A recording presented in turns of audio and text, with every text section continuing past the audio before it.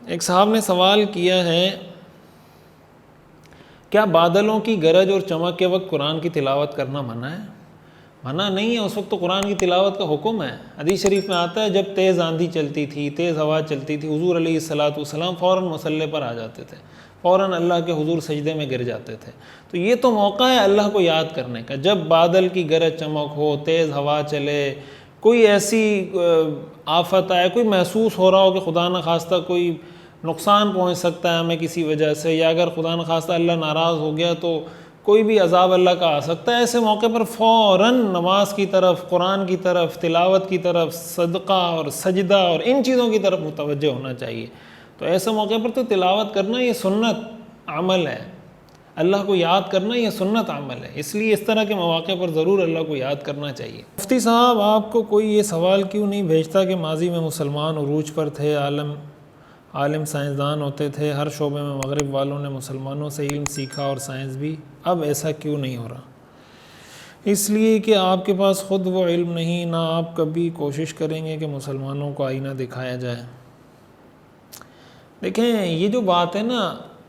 یہ بات بالکل حقیقت ہے کہ بھائی مسلمان پہلے عروج میں تھے، اللہ تعالیٰ نے ان کو عزت دی تھی، بعد میں وہ زوال کا شکار ہوئے، اور اس کے ظاہرے کے اسباب ہیں،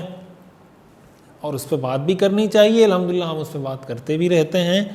اور ہمارا تو یہ زندگی کا مشن ہے کہ اس طرح کے موضوعات پہ بات کی جائے، لوگوں کو بتایا جائے۔ لیکن اس کی وجہ سے بعض اوقات لوگ یہ سمجھتے ہیں نا کہ آپ کوئی بھی اگر مسئلہ بتا، مثال کے طور پر کوئی آپ سے سوال پوچھتا ہے کہ بھائی شلوار ٹخنوں سے اوپر رکھنا کیسا ہے، یا نماز میں اگر شلوار ٹخنوں سے نیچے ہو نماز ہو جائے گی یا نہیں ہوگی، ٹھیک ہے، ایک سوال ہے۔ اب آپ سے کسی نے پوچھا، آپ نے جواب دیا، تو لوگ، بہت سارے لوگ، یہ لبرل لوگوں کی باتیں نا، تو وہ سن کے وہ بھی کہنا شروع کر دیتے ہیں کہ یار دنیا چاند پہ پہنچ گئی، مولوی ابھی تک ٹخنے سے نہیں نکلا کہ شلوار ٹخنے سے اوپر ہونی چاہیے نہیں ہونی چاہیے، استنجا ایسا کرنا چاہیے ویسے کرنا چاہیے، ہاتھ یہاں باندھنے چاہیے وہاں باندھنے چاہیے۔ یہ بالکل فضول بات ہے، بالکل فضول بات ہے۔ دنیا چاند پہ پہنچ گئی، آپ تو نہ چاند پہ پہنچے ہیں نہ آپ کو اس مسئلے کا پتہ ہے۔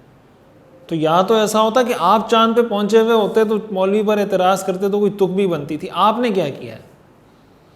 دوسری بات یہ ہے کہ اگر دنیا پہ چاند پہ پہنچ گئی تو اب ہم دنیا کے سارے مسائل ختم کر دیں؟ یعنی اب اگر کوئی نماز کا مسئلہ مجھ سے پوچھے مثال کے طور پر کہ بھئی نماز کیسے پڑھنی ہے، میں اس کو جواب میں یہ کہوں گا بھئی دنیا چاند پہ پہنچ گئی ہے، چھوڑو یار چاند کے مسائل ڈسکس کرو، نماز کیا چھوڑ دو، نماز کیا، چاند پہ پہنچ گئی اب نماز پڑھ کے کیا کرنا۔ کوئی پوچھے بھئی جناب دانت سے خون نکلا، روزہ ٹوٹ گیا یا نہیں ٹوٹا، میں اس کو جواب میں یہ کہوں گا دنیا چاند پہ پہنچ گئی اور جناب آپ، یا کوئی مجھ سے یہ مسئلہ پوچھے میں اس کو یہ کہوں گا کہ مسلمان اس وقت عروج میں تھے اور جناب اس کی یہ وجوہات تھیں اور آپ ابھی تک اس چکر میں پڑے ہوئے۔ بھئی ہر چیز کا کوئی موقع ہوتا ہے، کوئی طریقہ ہوتا ہے، کوئی سلیقہ ہوتا ہے۔ جب آپ کے پاس فورم ایسا ہو جس پر یہ بات کرنی ہے تو یہ بات کریں، جب آپ کے پاس فورم ایسا ہو جس میں آپ سے کسی نے سوال کیا، اب مجھ سے کوئی سوال کرے مثال کے طور پر نماز پڑھنے کا طریقہ، عمرے کا طریقہ، اور میں اس کو مسلمانوں کے عروج و زوال کے وہ شروع کر دوں، تو یہ بولے گا امام مفتی صاحب ایران توران کی آپ ہانک رہے ہیں، میں نے پوچھا کیا تھا آپ جواب کیا دے رہے ہیں؟ تو پھر آپ کا بتانا پڑے گا کہ جناب ہمیں لوگ فلاں کوئی صاحب ہیں، میں نام مناسب نہیں ہے نام لینا، تو ایسا نہ ہو پھر لوگ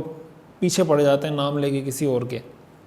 کہ میں کہوں گا مجھے فلاں صاحب نے کہا تھا کہ جناب آپ نے اسی پر بات کرنی ہے۔ تو کچھ سینس استعمال کرنی چاہیے، عقل استعمال کرنی چاہیے کہ کس موقع پر